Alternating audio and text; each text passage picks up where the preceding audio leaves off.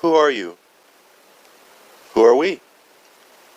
My friends, you know that we are messengers of unconditional love.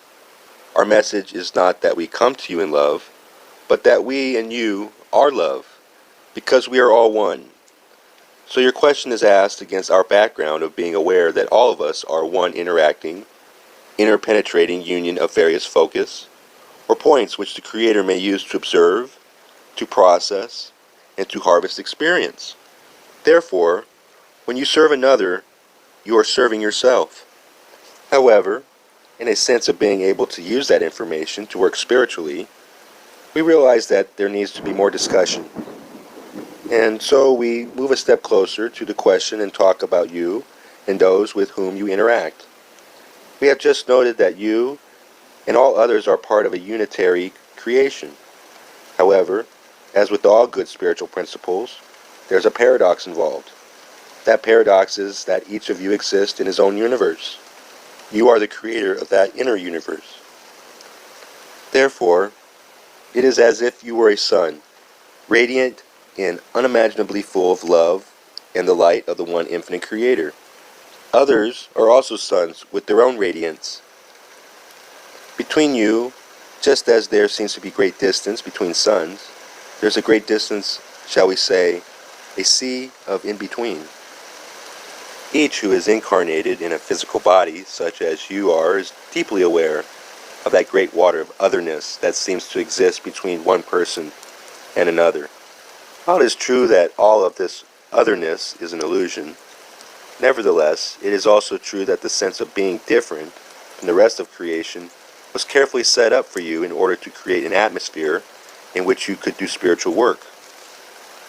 The Creator has attempted creations in which each entity in third density was aware of the truth of unity. It was discovered that in this atmosphere of being completely aware of who they were, entities were not motivated to seek further. The veiling of this awareness of the unitary nature of all creation was discovered to be an improvement on the design of, shall we say, the schoolroom of third density. Your particular creation, then, is a creation in which you are veiled from that stunning awareness of your identity with all that exists. And it is though you live in a body which is a barrier or a defense, and certainly a limitation and a demarcation between you and the rest of the world. When you come into contact with other people, it is though those two stars become two ships that are sailing closer and closer together. Naturally, they do not wish to run into each other. They navigate around each other with some care. There is that within each which yearns, however, to come into right relationships with others. There is a deep desire to find harmony, peace, relaxation, and mutual affection when you reach out to another person. How you think about yourself does impact the way that others see you in a subconscious manner. This is because actions speak louder than words. Your body language, your gestures, your speech, the expression on your face, the look in your eye, all come across to the other person in ways you cannot imagine looking in the mirror. You do not see the self that others see when they look at you.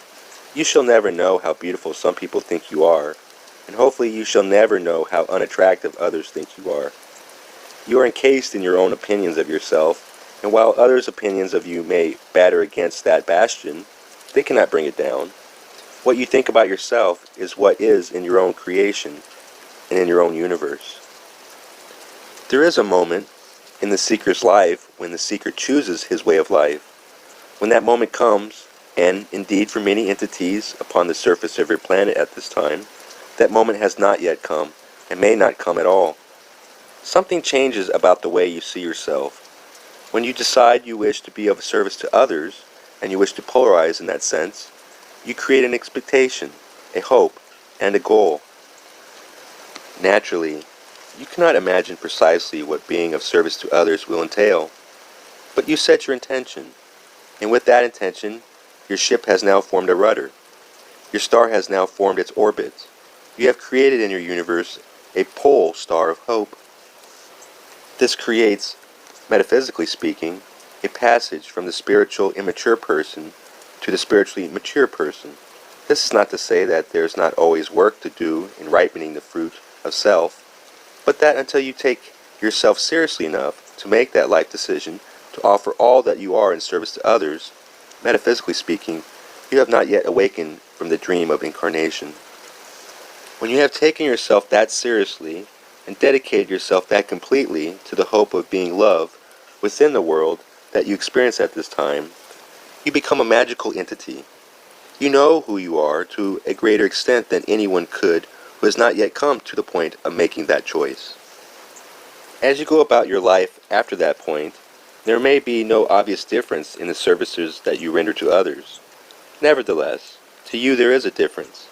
There is a profound difference in that you have taken responsibility to seek resources and materials that will help you to investigate how to be of service and how to be of service more skillfully. So, in a way, you put yourself under the gun. We use that idiomatic expression because in a way the decision to be of service to others is like the starting gun of a race. It's a marathon. It is more than a marathon. It's a lifetime. And you seek to move steadily, running a straight race with God's good grace, as this instrument's hymn has it. This same hymn brings us to our next point.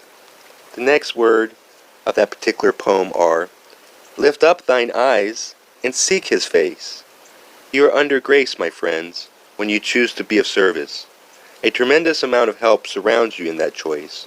Grace abounds, for when you choose to love, you choose to express the nature of the creation and the Creator. Your choice is a direct alignment with the truth, that truth that is such a great mystery that no one has ever been able to articulate it. When you lift up from gazing at your own thoughts, your own processes, and the details of your conscious existence, you lift yourself into a goodly companion. You lift yourself to a level of concept.